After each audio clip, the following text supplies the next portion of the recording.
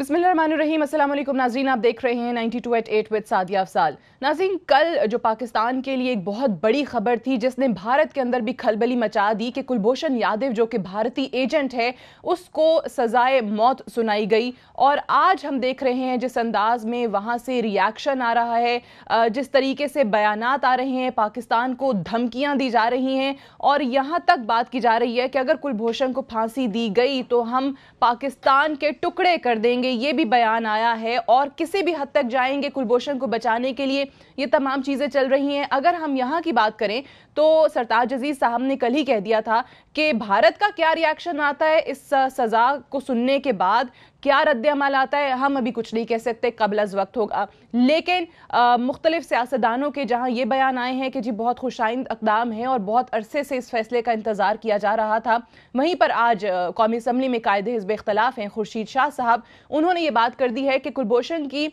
सजाए मौत के फैसले पर पार्लियामेंट को एतमाद में नहीं लिया गया। तो इस वक्त इस बयान का क्या मकसद है, जब एक तरफ हमें ये बताया जाता है कि तमाम कानूनी तकाजे जो हैं वो पूरे किए गए हैं और उसके बाद एविडेंस को सामने रखते हुए उसका जो मजिस्ट्रेट के सामने खुद का एतराफ़ी बयान है उस चीज़ को सामने रखते हुए फील्ड जनरल कोर्ट मार्शल ने ये सज़ा सुनाई है।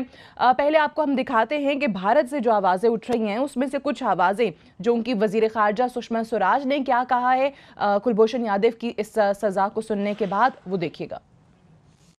इसको बचाने के लिए जो भी करना पड़ेगा आउट ऑफ द वे जाके हम लोग करेंगे। और मैं आपको ये बता दूं, जिस दिन से ये घटना घटी है तब से लेकर लगातार मैं उनके लोगों के संपर्क में हूं, उनके माता पिता के संपर्क में हूं।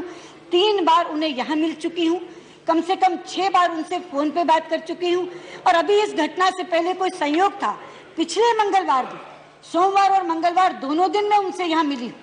इसलिए हम लोग बिल्कुल संपर्क में हैं। ये विषय पूरे, अब वो केवल अपने माता पिता का बेटा नहीं है, वो पूरे हिंदुस्तान का बेटा है। और हिंदुस्तान के इस बेटे को बचाने के लिए सुप्रीम कोर्ट की अपील या अच्छा वकील खड़ा करना तो बहुत छोटी बात है भाईजान। हम लोग प्रेसिडेंट तक भी जो बात करनी वो भी करेंगे और किसी न किसी तरह से इस यादव को बचाने का काम। सुषमा स्वराज क्या कहती हैं वो आपने सुना कि कुलभूषण हमारा बेटा है, वो सिर्फ अपने माँ बाप का नहीं पूरे भारत का बेटा है और उसको बचाने के लिए हम किसी भी हद तक जाएंगे। और इसी किस्म की आवाज़ जो है वो राजनाथ सिंह जो कि उनके वजीर दाखिला हैं, उन्होंने भी एक बयान में उठाई है। वो क्या कहते हैं वो भी सुनिए। कुलभूषण जाधव को जिस तरीके से फांसी दी गई है, तो फांसी का आदेश क्या है, फांसी दिए जाने का आदेश किया गया है। फांसी दिए जाने का जो फैसला लिया गया है उसको लेकर सदन ही नहीं बल्कि सारा देश, अध्यक्ष महोदया, उससे चिंतित है। जहां तक कुलभूषण जाधव का प्रश्न है, जैसा सभी सम्मानित सदस्यों ने बतलाया कि वह इंडियन नेवी के एक रिटायर्ड ऑफिसर हैं और उसके बाद चाबहार ईरान में वो एक छोटा मोटा बिजनेस करते थे और स्थानीय ईरानी सिटीजन उनका वह पार्टनर भी था और उस बिजनेस के सिलसिले में ही वो तेहरान और चाबहार अक्सर आया जाया करते थे। मार्च 2016 में अध्यक्ष महोदया पाकिस्तान की सिक्योरिटी एजेंसीज के द्वारा उन्हें किडनैप कर लिया गया है और उसे पाकिस्तान मीडिया के समक्ष भारतीय एजेंसीज के स्पाई के रूप में उन्हें प्रस्तुत किया गया। भारतीय हाई कमीशन ने बार बार पाकिस्तान से भी अनुरोध किया था कि हमको काउंसलर एक्सेस दिया जाना चाहिए, लेकिन बार बार भारतीय हाई कमीशन के द्वारा जो है अनुरोध किए जाने के बावजूद काउंसलर एक्सेस जो दी जानी चाहिए थी वह काउंसलर एक्सेस नहीं दी गई है। और सदन को मैं आश्वस्त करना चाहता हूं, चाहे इसके लिए जो भी करना पड़े भारत सरकार वह करेगी और कुलभूषण जाधव के साथ न्याय होगा। अध्यक्ष महोदया, इतना मैं सदन को आश्वस्त करना चाहता हूं। राजनाथ सिंह जो भारतीय वजीर दाखिला हैं, उन्होंने भी यही कहा कि कुलभूषण यादव को बचाने के लिए जो कुछ हमारी हुकूमत कर सकी वो करेंगे। और उनके ही एक अहम बीजेपी के रहनुमा हैं सुब्रमण्यम स्वामी साहब, उन्होंने क्या कहा है, धमकी क्या दी है उन्होंने कि जी पाकिस्तान कुलभूषण को अगर फांसी देता है तो भारत बलूचिस्तान को आज़ाद रियासत के तौर पर तस्लीम करे, और अगर फिर भी पाकिस्तान बाज नहीं आता तो अगले मरहले में हम सिंध को भी आज़ाद रियासत के तौर पर तस्लीम करेंगे। तो ये तो बयानात का सिलसिला जारी है। एक तरफ कहा जा रहा है कि पाकिस्तान के साथ हमारे जो ताल्लुकात हैं वो मजीद ख़राब हो जाएंगे, पता नहीं पहले कौन सा खुशगवार ताल्लुकात हमारे भारत के साथ चल रहे हैं।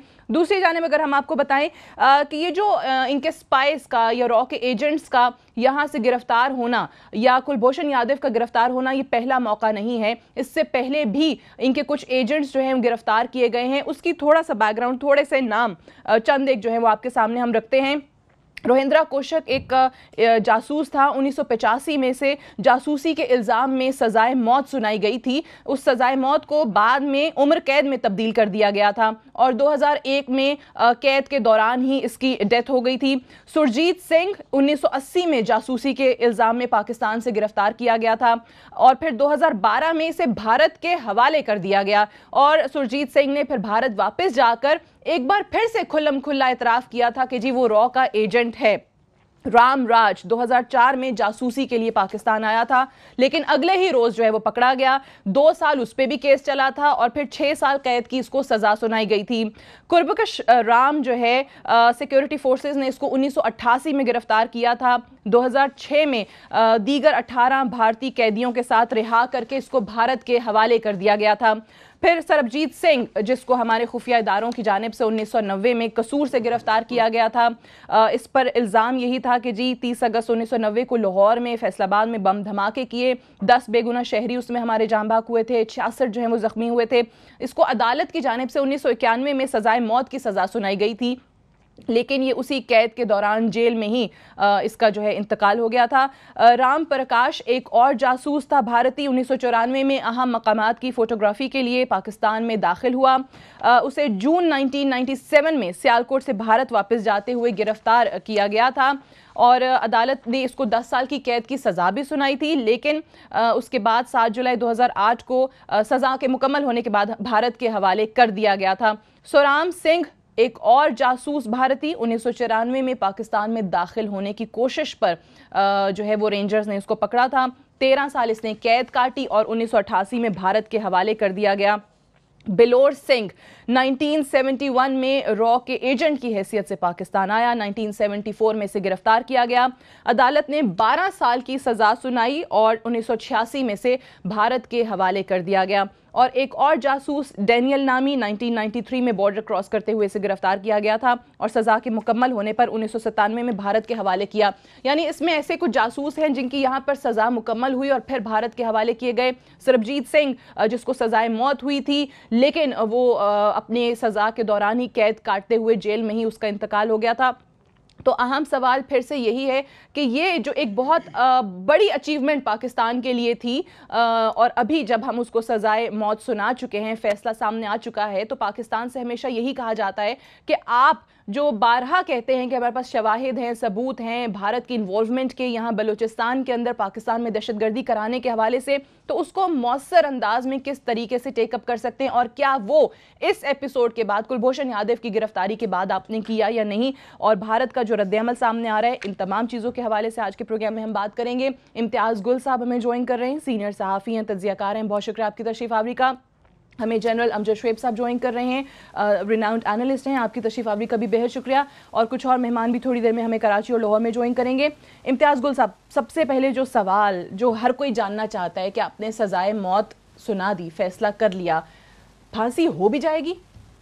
देखिए, तो अब रियासती इदारों का, हमारे सदर सुप्रीम कोर्ट का और सदर पाकिस्तान का की सवाबदीद है कि आया वो उसकी अपील पे फ़ैसला क्या करते हैं। और उसके अलावा भी मेरा ख़्याल है जो बैनुल अक़वामी ताल्लुकात की कुछ तकाज़े होते हैं, कुछ हसासियत होती है, अगर हुकूमत ने उसको भी पेश नज़र रखा तो ज़रूरी नहीं है कि वो फांसी हो, उसके लिए अभी तो इंतज़ार करना पड़ेगा। ज़रूरी नहीं है, अगर बैनुल अक़वामी आप कह रहे हैं कि अगर ताल्लुकात, मैं बैनुल अक़वामी मसलन पाकिस्तान भारत के ताल्लुकात और पाकिस्तान के फिर दूसरे ममालिक, उन ममालिक के साथ ताल्लुकात जो भारत के भी करीब हैं, तो रियासतों के लिए pressure building up on Pakistan. ये प्रेशर की बात मैं नहीं कर रहा, प्रेशर पाकिस्तान को नहीं कबूल करना चाहिए। एक आज़ाद खुद मुख्तार बातमाद कौम के तौर पे पाकिस्तान को प्रेशर नहीं लेना चाहिए, लेकिन बहरहाल इस नौयत के फ़ैसले सोच विचार के बाद किए जाते हैं कि उसके पाकिस्तान के लिए मुमकिन मुज़मरात क्या हो सकते हैं। अब प्रेशर तो अमेरिका ने बहुत असर डाले रखा, लेकिन क्या उसकी वजह से हमारी कोई पॉलिसी तब्दील हुई जिस अंदाज में अमेरिका या भारत चाह रहा था? नहीं हुई। इस मामले में भी प्रेशर से कतई नज़र हमें अपनी कौमी सलामती के तकाज़े मद्देनज़र रखते हुए ये फैसला करना होगा। ठीक है जनरल साहब, आपको भी लगता है कि जिस तरीके से इम्तियाज़ गुल साहब ने कहा कि यकीनी तौर पे इस मामले पे प्रेशर एक्सेप्टेबल नहीं होना चाहिए पाकिस्तान के लिए, लेकिन भारत के साथ ताल्लुकात ख़राब होने की जो आज धमकी सुषमा स्वराज या उनके दीगर वज़रा दे रहे हैं, उस चीज़ को सामने रखा जाएगा? दोनों ममालिक के ताल्लुकात को सामने रखा जाएगा? मैं एक चीज़ बताऊँ, बात यह है, बिस्मिल्लाहिर्रहमानिर्रहीम, देखिए कुलभूषण का मामला तो आज निकला है, तो मोदी के आने के बाद से क्या ताल्लुकात बेहतर हो गए? क्या नहीं किया उन्होंने? मोदी तो वो शख्स है जिसने कि खुल्लम खुल्ला बलूचिस्तान का भी नाम लिया कि जी वहाँ ये और करवा रहे हैं। उसने जो आज़ाद कश्मीर का नाम लिया, उसने गिलगित बल्तिस्तान का कहा और लोगों को वहाँ पे, और ब्रह्मदा गुप्ती और ये वो लोग उनको बिठाया हुआ है।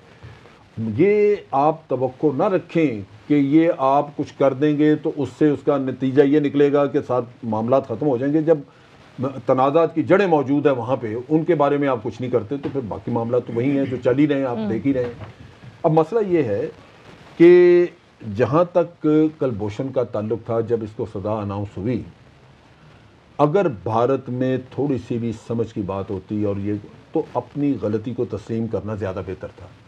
अगर आप एक चीज़ के ऊपर शर्मसार होने की बजाय आप धमकियाँ देना शुरू कर दें और आप बजाय इसके कि माजरत खा हों कि जी ये वाक़यात हुए हैं इस तरह, और आप ऊपर से ताल्लुकात और इन चीज़ों का आप बताना शुरू करें, तो मैं समझता हूँ फिर तो बड़ी ज़्यादती है कि हम उसको उस अंदाज में ले लें।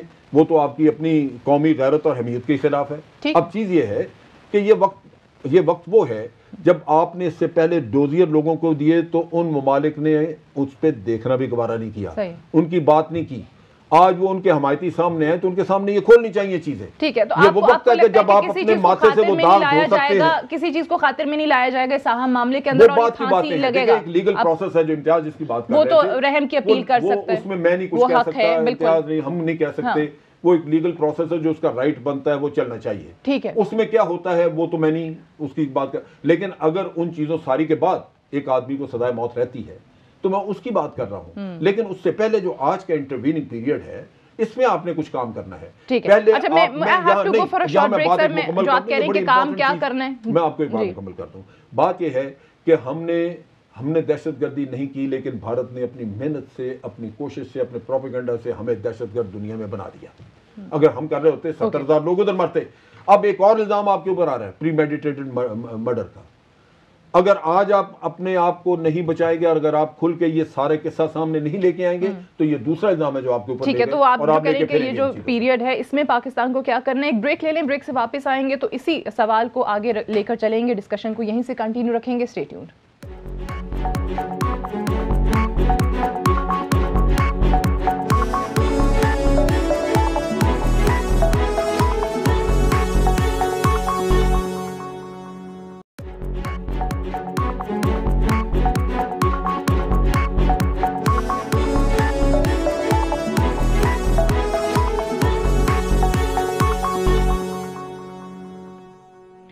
जी वेलकम बैक। प्रोग्राम में एक बार फिर से खुशामदीद। लाहौर में हमें सैयदा आबदा हुसैन साहिबा ज्वाइन कर चुकी हैं, अमेरिका में पाकिस्तान के साबिक सफ़ीर रही हैं। अस्सलाम वालेकुम आबदा बीबी। जी अस्सलाम वालेकुम। अच्छा, ये मैं आपसे जानना चाहूँगी, कुलभूषण के मामले पर जिस तरीके से रद्द-ए-अमल आ रहा है भारत की तरफ से, जो उनके वज़ीर दाखिला का बयान है, जो उनकी वज़ीर ख़ारिजा का बयान है, पाकिस्तान को कहीं तोड़ने की बात करते हैं, कहीं मज़ा चखाने की बात करते हैं और कहते हैं कि जी उसको इंसाफ दिलाएंगे, वापस घर लेकर आएंगे, वो हमारा बेटा है। ये तमाम रद्द-ए-अमल एक्सपेक्टेड था, और अगर वाकई था तो हमारे जो मुशीर ख़ारजा हैं सरताज अजीज़ साहब, वो उन्हें क्यों लग रहा था, वो क्यों कह रहे थे कि जी क्या रद्द-ए-अमल आता है, कुछ नहीं कह सकता कबल अज़ वक्त ये बात है। देखिए, भारत का जो ये रद्द-ए-अमल है, मैं समझती हूँ कि ये तो मुतवक्की ही होना चाहिए था। साफ ज़ाहिर है कि वो इसमें खासा शोर करेंगे, धमकियाँ भी देंगे। जिन रियासतों से उनके ताल्लुकात अच्छे हैं उन रियासतों को भी माइल करने की कोशिश करेंगे कि हम पे दबाव डालें। लेकिन ये जितनी भी बात है हम इसको नज़रअंदाज कर सकते हैं और हमें कोई तवज्जो देने की ज़रूरत नहीं, इसलिए कि जो फ़ैसला आया है वो आईनी और कानूनी है जी। और हमें हक पहुंचता है एज अ सॉवरेन स्टेट कि हम अपना फ़ैसला जो ये आया है इस पे अमल करवाएं।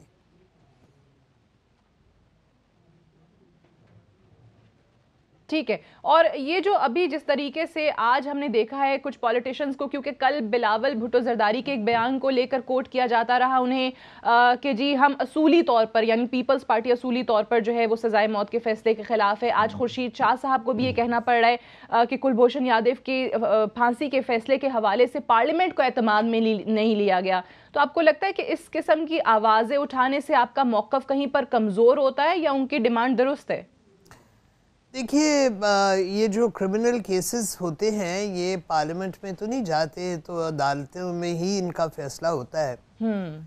जहाँ तक पीपल्स पार्टी का मौक़िफ़ है, पीपल्स पार्टी का भुट्टो साहब के सानिया के बाद उनका हमेशा ये मौक़िफ़ रहा है कि सज़ाए मौत के वो ख़िलाफ़ हैं। आसिफ अली जरदारी 5 साल सदर रहे और उन्होंने किसी भी सज़ाए मौत पे दस्तखत नहीं था किया, तो ये उनका पुराना मौक़िफ़ है। लेकिन इससे मैं नहीं समझती कि कोई हमारी जो सूरत हाल है उस पर फ़र्क पड़ता है या इस फैसले पे उसका कोई असर होता है। ठीक है, इससे कोई फ़र्क नहीं पड़ेगा। इम्तियाज़ गुल साहब, जो हम बात कर रहे थे पहले कि हमें इस दौरान क्या करना है, तो आपको याद होगा कि पिछले ही बरस आई थिंक दिसंबर में गालिबन सरताज अजीज़ साहब की तरफ से ही ये बात आ गई थी सामने कि कुलभूषण के हवाले से हमारे पास इनसफिशेंट एविडेंस है। एक नई कंट्रोवर्सी खड़ी हो गई थी। फिर उसमें उन्होंने मुतल्लिका इदारों के हवाले से बात की थी कि उन्होंने वो डोसियर्स उस तरीके से तैयार नहीं किए जैसे कि होने चाहिए थे, तो मैं ये मुकदमा कैसे लड़ सकता हूँ मौसर अंदाज में। यहाँ पे पाकिस्तान को अब क्या करना है? अब तो आपने फांसी की सज़ा सुना दी उसे। देखिए, हमें गड़े मुर्दे नहीं उखाड़ने चाहिए। जो सरताज साहब ने कहा कह दिया, वो पुरानी बात हो गई। अभी तो ये कि लेकिन वो इसलिए ज़रूरी है क्योंकि आज इंडियन मीडिया उसको कोट कर रहा है कि कुछ अर्सा पहले तो सरताज अजीज साहब ये कह रहे थे जी कि वो तो ये कह रहे थे, तो फांसी की सज़ा कैसे दे दी? नहीं, उन्होंने तो इससे इनकार भी किया था, मुझे तोड़ मरोड़ के कहा गया है। हमें इस मेरा ख्याल है हमारा चैलेंज इस वक्त ये है कि हमने मौजूदा सूरत हाल से कैसे निमटना है। उसके लिए जिस अंदाज़ में मैं समझता हूँ कमज़ोर अंदाज़ में ये केस पहले पेश किया गया गुज़िश्ता साल, जो पहले 7-8 महीने थे, अगर वैसे ही रवैया हमने इख्तियार रखा हमारी हुकूमत ने, तो ज़ाहिर है फिर हमें कोई बहुत ज़्यादा हमारी बात पे यकीन नहीं होगा बैन-अक़वामी लेवल पे। ज़रूरत इस अमर की है कि फ़ौजी और सियासी इदारे मिल के इस हवाले से लाएअमल इख्तियार करें और जितने भी उनको सबूत मिले हैं या जितना जो एतराफ़ात किए हैं कुलभूषण यादव ने, उसकी बुनियाद पे डिप्लोमेसी की जाए, बाहर लोगों को, गैर मुल्की सफ़ीरों को बावर कराया जाए। और वैसे भी इस पे मेरा ख़्याल है कि पाकिस्तान को डिफेंसिव पॉलिसी नहीं इख्तियार करनी चाहिए। एक साहब पकड़े गए हैं, उसने एतराफ़ किया है, उसकी मदद से नेटवर्क्स की निशानदही हुई है और उसको पाकिस्तान आर्मी एक्ट के तहत सज़ा हुई है। इसी तरह बहुत सारी सज़ाएँ भारत ने पाकिस्तानियों को दी होंगी, अमेरिका ने इसराइल के जासूस को सज़ा दी हुई है। जब जासूस का मामला आ जाता है उसमें फिर कौमें फिर रियायत नहीं करती हैं, चाहे कि वो सोचे कि ये हमारे शायद से सियासी कौमी सलामती के हक में ना हो। तो हमें इस बात में उसमें तो आई थिंक ऐसे भी प्रेसिडेंट्स मौजूद हैं कि अमेरिका और इसराइल के भी अगर कहीं पर लोग पकड़े गए और जासूसी का इल्ज़ाम आया तो आपने दूसरे मुल्क को रीजंस नहीं बताए। अमेरिका ने कई इसराइली जासूसों को सजाएं दी हैं इसलिए कि उन्हें ये ख्याल था कि ये उनकी कौमी सलामती की खिलाफ वर्जी हुई है। तो इस पे मेरा ख्याल है बड़ा मुश्किल फैसला होगा, लेकिन दोनों हमारी सियासी क़यादत, अस्करी क़यादत को मिल के एक लाएअमल इख्तियार करके उस पर फिर डटे रहना चाहिए। ठीक है, तो ये मुश्किल फैसला जनरल साहब फिर किस तरीके से करेंगे? जिसका इम्तियाज़ गुल साहब राइटली सेड के जी आपने शुरू से ही बहुत कमज़ोर अंदाज में इस फैसले को, इस केस को उठाया। इसको मुख्तलिफ इसके पहलू हैं जिन पे गौर करके और उसके लिए एक प्लान आपको बनानी चाहिए। एक तो यही है कि आज आपके पास मौका है कि आप फॉरेन डिप्लोमेट्स को इकट्ठे करें, फॉरेन जर्नलिस्ट को ले लें, आप प्रेस कॉन्फ्रेंसेस करें, उनके सामने शवाहिद रखें इनके कनेक्शन शुरू होते हैं, जो पुराने तो बहुत हैं, लेकिन मैं जो रिसेंट 2-1 साल आपकी मेमोरी की सारी चीज़ें, वो शवाहिद मौजूद हैं, उनके कनेक्शन मौजूद हैं। आर्मी पब्लिक स्कूल, बाचा खान यूनिवर्सिटी, सफूरा गोट और सबीन महमूद का कत्ल, इसी तरह ये जो बलूचिस्तान में 2 इंसिडेंट हुए, इनके कनेक्शंस और इनकी प्लान्स मौजूद हैं। अच्छा, अब इनके ऊपर अगर आप दुनिया को कायल करें और दिखाएं तो आपको ये सामने आ जाएगा और लोगों को कुछ ना कुछ हकीकत देखनी पड़ेगी। ऐसे नहीं हो सकता, वरना उनका नैरेटिव छाएगा, आप पे ऊपर प्रेशर तब आएगा। दूसरी बड़ी इंपॉर्टेंट चीज़ ये है कि जो धमकियां हैं उनका भी नोटिस लेना चाहिए और दुनिया को हमें बताना चाहिए। अभी सूरत हाल ये हो सकती है, जो इमीडिएट मुझे समझ में आता है कि कुलभूषण के मामले में इसकी हीट जो उन्होंने जनरेट की है, इस हीट के साथ अगर आज वो कहीं एक और फॉल्स फ्लैग ऑपरेशन करवा दें, एक और टेररिस्ट इंसिडेंट करवा दें, तो आपके ऊपर प्रेशर बिल्डअप करने का मामला मुकम्मल हो जाता है कि जी ये देखें पाकिस्तान ने ये करा दिया और आप बोल नहीं रहे हैं, आप बात ही नहीं कर रहे हैं, आप जो टेररिज्म आपके साथ हो रहा है उसका किस्सा ही नहीं खोल रहे। यही मैं जानना चाह रही थी, जिस तरह से अभी पहले बात हो रही थी कि आपकी पॉलिसी जो है वो बहुत डिफेंसिव है, वो नहीं होना चाहिए, तो वो जो एग्रेसिव पॉलिसी जिस तरीके से इंडिया की है टुवर्ड्स पाकिस्तान, वो आपकी क्यों नहीं है? गुजारा करती है, ये तो पॉलिटिक है, ये तो जब हमारे माजरत खान है जो प्राइम मिनिस्टर साहब से जब वो इंग्लैंड गए इलाज करने के लिए, तो एयरपोर्ट से उन्होंने पूछा, किसी ने सवाल किया कि जी आपने बड़ा वो जासूस पकड़ा है इंडिया का कुलभूषण, तो उन्होंने वो जवाब देने के बजाय उनको कहा कि नहीं, इंडिया को भी आपसे शिकायत है, आपको भी, इनको बान की मून की जगह पे लगा देना चाहिए था कि आप पाकिस्तान के प्राइम मिनिस्टर तो नहीं रह सकते, आप बान की मून की जगह पे चले जाएं, क्योंकि आप तो सारी बातें वो कर रहे हैं। अच्छा,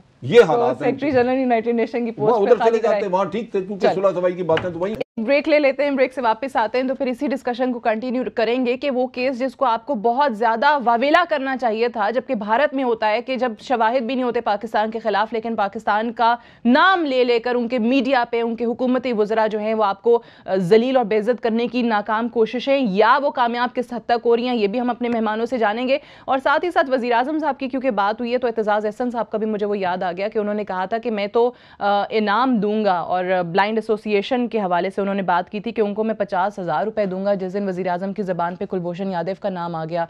इस पर भी बात करते हैं एक ब्रेक के बाद।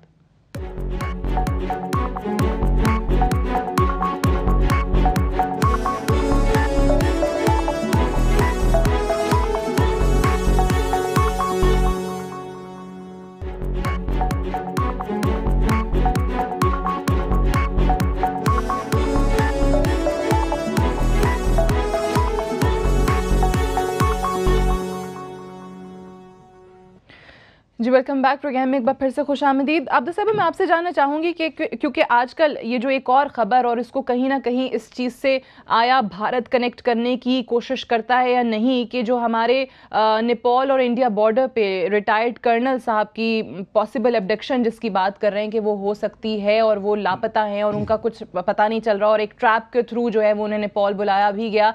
आपको लगता है कि माजी की तरह इस बार भी इस चीज को, इस मामले को लेकर कहीं ना कहीं भारत कोई ड्रामा रचाने की कोशिश करेगा? जी यकीनन भारत हर मुमकिन कोशिश करेगा हमको एम्बैरस करने की। ये जो हमारे कर्नल डिसअपियर हुए हैं, ये मामला तशवीशनाक है, क्योंकि अगर वो पाए जाते हैं भारत के पास, तो फिर भारत कोशिश करेगा कि हमें वो उनके ज़रिए से ब्लैकमेल करे। लेकिन हमें बहरहाल भारत की जो भी नकलो हरकत है उसको we should take it in our stride. हमें कोई ख़ास तवज्जो देने की ज़रूरत नहीं है, और एक जो हमने फ़ैसला किया है उसको पाया तकमील तक पहुंचाना अब हमारे लिए बहुत ज़रूरी हो गया है। नहीं तो ये ऐसा होगा, महसूस होगा कि जैसे हमने कोई कमज़ोरी की है, और कमज़ोरी की कतई तौर पे गुंजाइश नहीं। हमें अपने सफ़ीरों को भी अलर्ट करना चाहिए कि जहाँ जहाँ वो तयन हैं, वो मुतल्लका हुकूमतों से जो पाकिस्तान का मौक़िफ़ है वो आगाह करें। यादव ने जो कन्फेशन किया वो उनको पढ़ के सुनाएं, और जो हमारा कानून है और जो अदालत का फ़ैसला है वो भी। ताकि हमारा डिप्लोमेटिकली हम एक अपना इनिशिएटिव जारी व सारी रखें और भारत को गुंजाइश ना मिले कि वो दूसरी रियासतों के ज़रिए हमें सरअंदाज करने की कोशिश करे। ठीक है, ये जो आपने सुफरा की बात की है, इसके लिए तो आई थिंक ये गिरफ्तारी के बाद भी उनको टास्क किया गया था कि ये करें, लेकिन उस वक्त भी शायद नहीं सुनी गई। लेकिन अब ये जो फांसी का फैसला है, इसके बाद किस तरीके से डिप्लोमेटिक एफर्ट्स को आप ज़्यादा बेहतर अंदाज में, ज़्यादा अच्छे रंग में सामने ला सकते हैं, ये भी देखेंगे। डॉक्टर सगीर साहब हमें कराची से ज्वाइन कर चुके हैं, चेयरमैन है पाक सरजमीन पार्टी के। डॉक्टर साहब आपको भी खुशामदीद कहते हैं।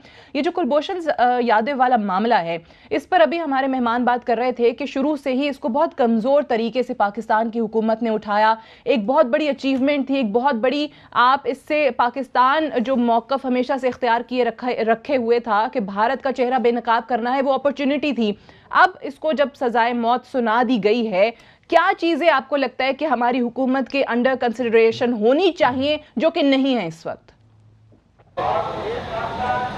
देखिए, डेफिनेटली बहुत सारी चीज़ें जिसका यहाँ जिक्र भी किया जा रहा है और यकीनन अंडर कंसिडरेशन भी होगी। ख़ासतौर पे आज सुषमा स्वराज साहिबा का जो बयान आया कि भारत उसके लिए हर सतह तक जाएगा, और जिस तरह अभी मैं सुन रहा था कि जो हमारे रिटायर्ड कर्नल हैं हबीब साहब, उनकी एब्डक्शन हुई, तो ये सारी चीज़ें ऐसी है जिसके रिपरकशन, जिसके कंसिक्वेंसेस डेफिनेटली हुकूमत के जहन में होने चाहिए। लेकिन डेफिनेटली हमें इस तमाम मामले में इंडिया की दहशतगर्दी को सामने रखना है।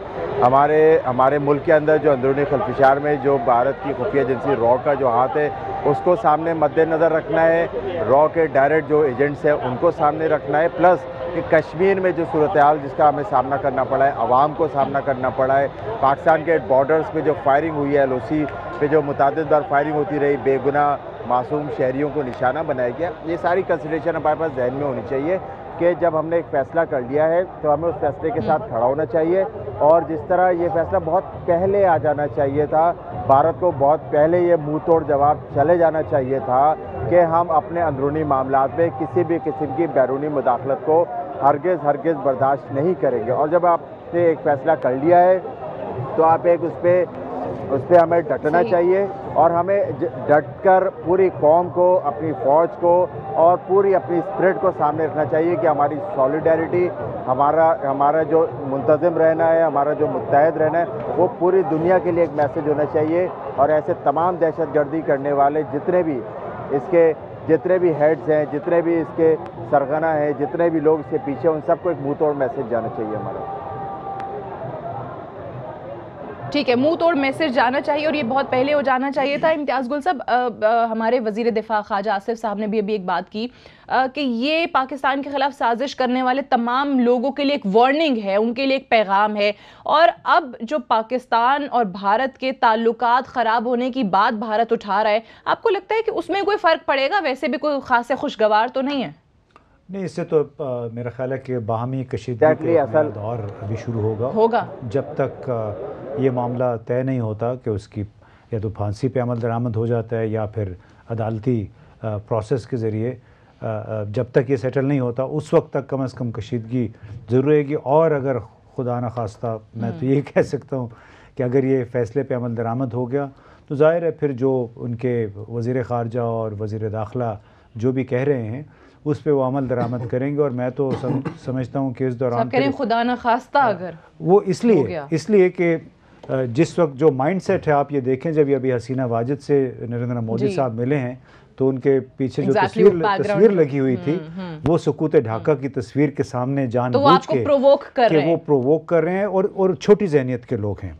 मैं ये अंडरलाइन करना चाहता हूँ कि चूँकि छोटी जहनियत है तो छोटी जहनियत के लोगों से फिर आप कुछ भी तवक्को कर सकते हैं, और वो जो कह रहे हैं वो कर गुजरेंगे, उसका लामहला नतीजा ज़ाहिर एक इनसिक्योरिटी की सूरत में बरामद होगा। हमारे जो लोग बाहर हैं या भारत में हैं, सिफारतकार या जो आमद-ओ-रफ्त आम लोगों की जारी रहती है, वो काफ़ी शदीद कुछ अरसे के लिए ज़रूर मुतासिर होगा। बट ये छोटी जहनियत को कब तक आप सामने रखेंगे, कब तक आप इसको मलूज़े खातिर रखेंगे? क्योंकि वन साइडेड चीज़ें तो कभी नहीं चल सकती। मतलब कब तक आप ही कॉम्प्रोमाइज़ करते रहेंगे कि फिर छोटी जहनियत ना सामने आ जाए? देखिए, आप लश्कर कशी तो नहीं कर सकते ना, ऐलान जंग भी नहीं कर सकते भारत के ख़िलाफ़। ये सोच विचार के साथ इस किस्म के सूरत हाल का सामना करना पड़ता है। इस कौमों की ज़िंदगी में इस नौइयत के फ़ैसलों का मतलब नहीं होता कि आपने पसपाई इख्तियार कर लिया, हार मान लिए, बल्कि कैलकुलेटेड फ़ैसले होते हैं। चीन से हमें सबक लेना चाहिए। उन्होंने कई मौके पे इस नौइयत के फ़ैसले किए हैं जो कि बज़ाहिर लगता है कि शायद उनकी पसपाई हो गई है, लेकिन आप अपने इज्तमाही मफाद की खातिर एक स्टेप बैक जो होता है, एक कदम पीछे। तो अगर जनरल साहब इम्तियाज़ गुल साहब की बात सही तस्लीम कर ली जाए, जो वो कह रहे हैं कि लश्कर कशी भी नहीं आप इख्तियार कर सकते, कुछ भी नहीं कर सकते, वो छोटी जहनियत के लोग हैं, तो फिर तो हम वज़ीर आज़म साहब को भी ऐसे क्रिटिसाइज करते हैं, वो भी फिर सही कर रहे हैं खामोश होकर, अगर वो देखा जाए। आपको प्रोसेस देता हूँ। देखिए बात ये है, इस वक्त भारत एक एग्रेसिव मूड में है। आपकी स्ट्रेटजी ऐसी होनी चाहिए कि उसको एग्रेसिव से डिफेंसिव मोड में डाल दें, और डिफेंसिव मोड में डालने के लिए ये साबित करना दुनिया के सामने ज़रूरी है कि भारत ये करतूत करता रहा है। जब आप उसके चेहरे को बेनकाब नहीं करेंगे तो फिर जो इम्तियाज़ साहब कह रहे हैं वो बातें बिल्कुल होंगी, वो दुरुस्त आगे जाएगा। ये मेहनत का काम इस वक्त है कि जब आपने पूरी तरह दुनिया के सामने साबित करना है कि ये जराइम हुए हैं और इनका खमियाजा भुगतना होगा भारत को। अगर हम उसके बाद कोई लीनियंट व्यू लें तो वो दुनिया को पता होना चाहिए कि ये हमारी कौम की मेहरबानी होगी, लेकिन उससे पहले ये चीज़ बावर कराना इंतहाई ज़रूरी है। मैं तो बार बार कह रहा हूं कि एक इल्ज़ाम आपके ऊपर पहले लगा हुआ है, दूसरा तैयार है, क्योंकि आप लोग हिल नहीं रहे। आपका फॉरेन ऑफिस जो है उसमें कोई हिलजुल नहीं है, कहीं को किसी किस्म का बयान, कोई ऐसी चीज़ नहीं आई कि जहां ये लगे कि जी आप उन चीज़ों का जवाब देने के लिए तैयार हैं जो भारत आपके ऊपर लगा रहा है। अगर यही हालात हैं तो फिर फैसला सुना दिया, दुख और आप शिकायत किससे करें, बता दिया, उसके बाद दफ्तर खारजा में फिर एक हंगामी इजलास तलब किया। जो हुक्मरान, जो हुकूमत, जो लोग यहाँ बैठे हुए हैं, अगर वो आपका पॉइंट ऑफ व्यू सामने नहीं ला सकते तो आप शिकायत किससे करें? फिर भारत के साथ क्या रोना हुआ? दुख तो यही है कि हम रुलते रहे, मरते, हमारे 70,000 लोग मर गए, इल्जाम हमारे ऊपर लगता रहा कि आप दहशतगर्दी कराते हैं, और यहां जूं नहीं देंगे किसी के ऊपर। वो सुलह सफाइयों की बात करते रहे, वो आलू गोश्त की बातें सुनाते रहे हमें। सही है, तो फिर वो ट्रेड की, सुलह सफाइयों की जो बातें हैं, तो इस बार क्या ऐसा बदल जाएगा कि आपको तवक्को है कि जी वो नहीं बदलेगा? तो आवाम को खड़ा होना चाहिए। ठीक है, एक ब्रेक ले लें, ब्रेक से वापस आएंगे। हम तो तभी वाजे कर रहे हैं, दुनिया को बता रहे हैं कि ये दुख है। इतना सब कुछ हो जाने के बाद भी किसी के कान पर जूं नहीं रेंगी, और वो एफर्ट्स, वो कोशिशें, वो काविशें जो होनी चाहिए थी वो नहीं हो रही, तो अब कैसे होंगी? या क्या वो तरीका हो सकता है कि हुकूमत को ये बावर कराया जाए कि ये इकदाम अब आपको उठाने पड़ेंगे? इस पे बात करेंगे एक वक्फे के बाद।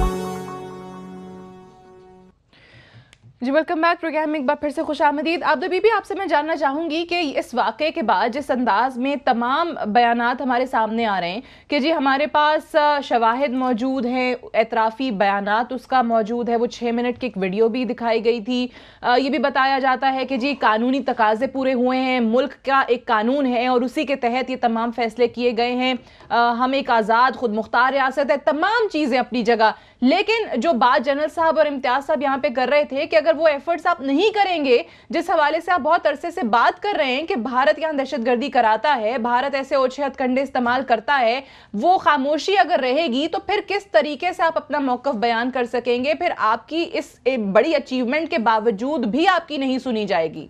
देखिए सादिया बीबी, ये खामोशी का तो सवाल ही नहीं है। हमें बड़े ज़ोर और शोर से इस बात का प्रचार करना चाहिए कि ये यादव कैसे पकड़ा गया, इसने क्या इतराफ़ किया, इसका क्या नेटवर्क था, और फिर इन तमाम बातों के बायस उसको सज़ा हुई है। ये इसका हमें बिल्कुल प्रचार करना चाहिए, हर सफारत खाने को भी और मुल्क के अंदर भी हमारे मीडिया में के ज़रिए से। हम इस बात को अगर ढीला छोड़ेंगे तो उसका नुकसान होगा।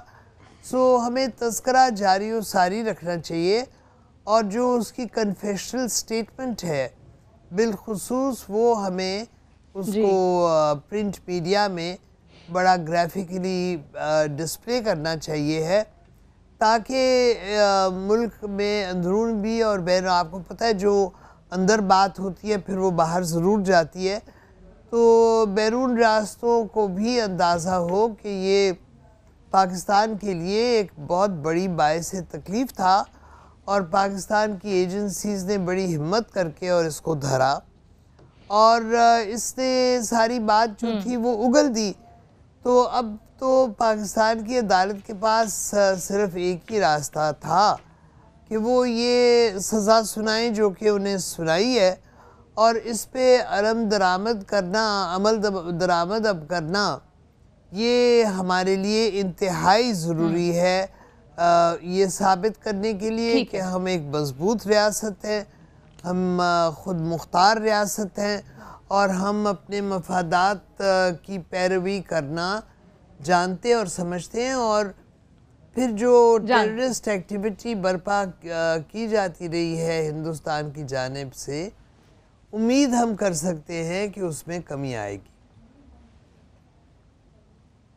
ठीक है डॉक्टर साहब, आपको भी उम्मीद है कि इसको भारत एक वार्निंग के तौर पे, एक मैसेज के तौर पे देखेगा, क्योंकि अभी तक जो रद्द अमल है, अभी तक जो बयानात हैं वो तो आपको मजीद धमकियां दे रहे हैं कि जी ताल्लुकात ख़राब हो जाएंगे, हम सिंध को भी आज़ाद रियासत तस्लीम करेंगे, हम पता नहीं क्या कुछ करेंगे, पाकिस्तान तोड़ने की धमकियां आ रही हैं। अजमल कसाब वाला जब वाक़या हुआ था तो उसमें पाकिस्तान की तरफ से उस अंदाज में कोई ज़्यादा शोर नहीं मचाया गया था। हमारा मौक़िफ़ यही था कि अगर आपके पास शवाहिद हैं तो आप कार्रवाई करें और भारतीय कानून के खिलाफ अगर आप उसको सजा देना चाहते हैं तो दें। हमारा उस तरह से मौक़िफ़ नहीं सामने आया था। ये जिस तरीके से भारत का आ रहा है कि हमने वावेला करना शुरू कर दिया और हमने कहा कि पाकिस्तान जो है वो गलत कर रहा है और गैर कानूनी काम कर दिया, इंसाफ के तकाजे पूरे नहीं किए।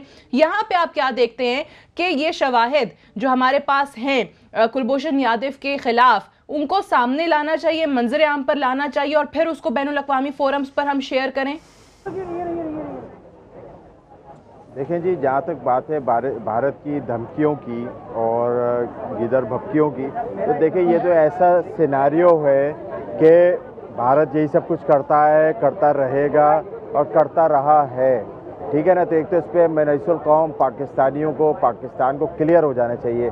फ़र्क ये होता है कभी वो बोल नहीं रहे होते और कभी इसी तरह खुलकर आ जाते हैं सामने और अपने अज़ाइम के, मकरू अज़ाइम का बरमला इजहार करने लगते हैं। तो पाकिस्तान को तो अपनी स्टेट को देखना चाहिए, पाकिस्तान को अपनी आवाम को देखना चाहिए कि पाकिस्तान को फ़ायदा किस चीज़ में। पाकिस्तान का फ़ायदा दहशतगर्दी का खला खमाने में, पाकिस्तान का फ़ायदा इस किस्म की जो सरगर्मियाँ हैं रॉ की, उसकी बेखुनी में है।